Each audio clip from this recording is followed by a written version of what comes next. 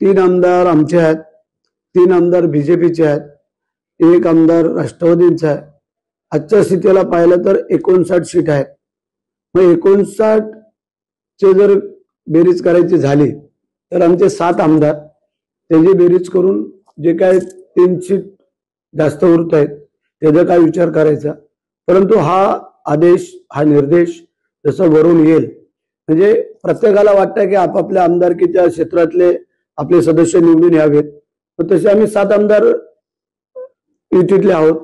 मग त्या युतीतल्या आमदारांना जर प्रत्येकालाच वाटत असेल तर मग हा फॉर्म्युला होऊ शकतो 8चा, काय 8साठी 56 आणि प्लस 3 आहेत एक्स्ट्रा, त्याचं बघता येईल काय करता येईल. परंतु आजची जी वस्तुस्थिती आहे ती अशी आहे, 3-3-1 असं आमचं संख्याबळ आहे.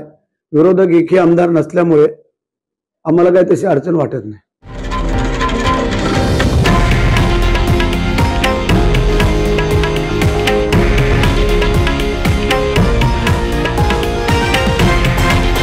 हे आहे देशातील नंबर 1 न्यूज नेटवर्क आणि आपण पाहत आहात TV9 मराठी, एकमेव.